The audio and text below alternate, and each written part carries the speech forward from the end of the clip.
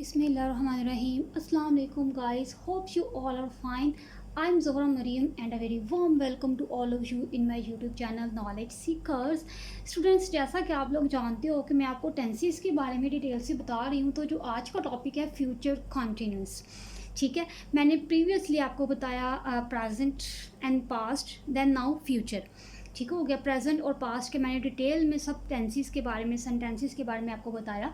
तो अगर आप लोगों ने वीडियोस नहीं देखी तो आप लोग ज़रूर जाके देखिएगा। और जो आज का टॉपिक है फ्यूचर कॉन्टिन्यूस, इसकी पहचान क्या होगी? रहा होगा, रही होगी वगैरह, रहे होंगे। ठीक है, मतलब फ्यूचर की बात हो रही है ना, हम काम कर रहे होंगे। ठीक है, इस तरह से वो खेल रहे होंगे, बच्चे रो रहे होंगे, इस तरह से जो फ्यूचर कॉन्टिन्यूस है, रहा भी हो जाएगा और गा भी आ जाएगा, फ्यूचर की बात भी हो जाएगी। अब इसका जो फार्मूला है उसकी तरफ हम चलते हैं। फार्मूला क्या है? Subject then will be and shall be.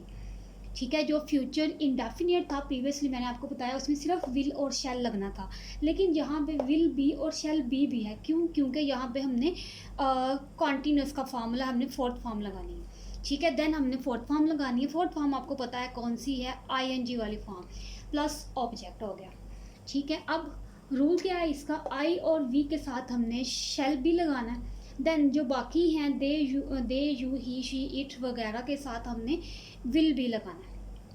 ठीक है, सिचुएशन रिवर्स होती है। अगर आप लोगों ने मेरी फ्यूचर इंडेफिनिट की वीडियो नहीं देखी तो वो आप ज़रूर देखें, उसमें मैंने आपको डिटेल से बताया हुआ है कि सिचुएशन जो है वो विल बी और शैल बी की रिवर्स कैसे होती है।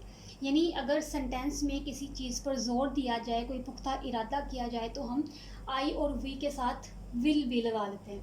ठीक है, सिचुएशन हम चेंज कर देते हैं और इन सब के साथ हम शैल भी लगा देते हैं। ठीक है, वो वीडियो आप ज़रूर देखें, आपको एक आइडिया मिल जाएगा। अब इसकी एग्जांपल की तरफ अगर हम चलें, हम हॉकी खेल रहे होंगे फ्यूचर की बात।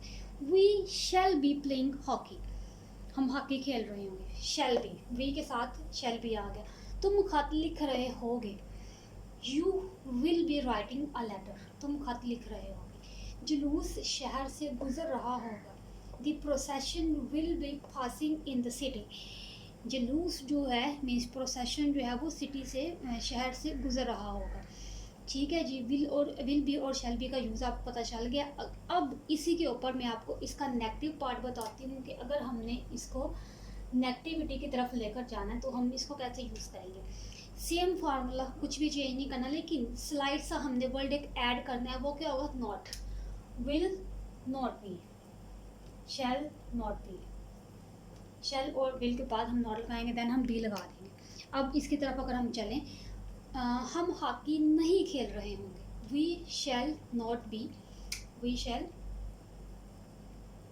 B playing hockey. You will not be writing a letter, तुम खत नहीं लिख रहे। The procession will not be passing in the city. ठीक है, इन द सिटी आप थ्रू द सिटी भी कर सकते हो, मीन्स शहर के ज़रिए से या शहर से, थ्रू द सिटी या इन द सिटी। ओके, अब ये सिंपल और नेगेटिव पार्ट मैंने आपको बताया सारा। शैल नॉट के बाद बी, फिर विल नॉट देन बी। ठीक है, दरमियान में जो है वो हमने नॉट को ऐड करना है। अब इसका जो नेक्स्ट पार्ट है इंट्रोगेटिव पार्ट, उसकी तरफ मैं चलती हूँ, वो आपको मैं बताती हूँ।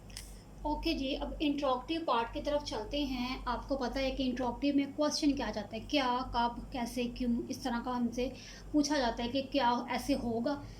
ठीक है, अब फार्मूला इसका क्या होगा? Will shall plus subject plus be. ठीक है, विल बी शैल बी था, लेकिन अब हम यहाँ पे विल और बी के दरमियान में हम सब्जेक्ट लेकर आएंगे। ओके होगा, then fourth form, then object, simple straightforward था। क्या तुम खत लिख रहे होगे? क्या, विल, यू सब्जेक्ट आ गया, बी। ठीक हो गया, विल सब्जेक्ट बी था तो विल हमारे पास फॉर्मूले का, you subject be, writing fourth form, a letter object. Okay, will you be writing a letter, क्या तुम खत लिख रहे होगे। क्या वो स्कूल जा रहा होगा? Will he be going to school. Will he subject be, हमारे पास जो हेल्पिंग वर्ब था वो गोइंग टू स्कूल। क्या धोबी कपड़े धो रहा होगा? Will the washerman means धोबी को कहते हैं, बी वॉशिंग द क्लॉथ्स। ठीक हो गया, मीन्स के सब्जेक्ट के बाद हमने भी लगाना। देन हमने फोर्थ फॉर्म लगानी है। ठीक हो गया। अब आपको समझ आ गया होगा कि हमने क्वेश्चन इंट्रोगेटिव टेंसेस जो है वो कैसे हैंडल करने हैं। अब नेक्स्ट जो है वो इंट्रोगेटिव प्लस नेगेटिव, यानी एक ही सेंटेंस में मैं आपको बताऊंगी कि अगर इसी में हमारे पास नेगेटिव आ जाएगा तो फिर हम क्या करेंगे। जैसा कि हम सिंपल सेम फार्मूला रहेगा लेकिन नॉट का हम मेंशन करेंगे। Will plus subject plus not, subject के बाद हम नॉट लगाएंगे। अब देखो जैसे विल यू नॉट बी, क्या तुम खाते नहीं लिख रहे होगे विल यू नॉट, सब्जेक्ट के बाद नॉट आ गया। Will you not be writing a letter, okay हो गया। Will he not be going to school, क्या वो स्कूल नहीं जा रहा होगा। Will the washerman not washing the clothes, ठीक हो गया, धोबी कपड़े नहीं धो रहा होगा। नॉट उधर भी अगर हम नेगेटिव करेंगे, नहीं लेकर आएंगे, तो यहाँ पे हम सब्जेक्ट के बाद नॉट लगाते जाएंगे सबके साथ। ठीक हो गया कि अब आपको उम्मीद है कि समझ आ गया होगा फ्यूचर कॉन्टिन्यूस के बारे में, simple negative interrogative then interrogative plus negative formula सारा। ठीक है, फिर भी अगर थोड़ी सी कन्फ्यूजन रह गई है तो मुझे आप ज़रूर बताएं।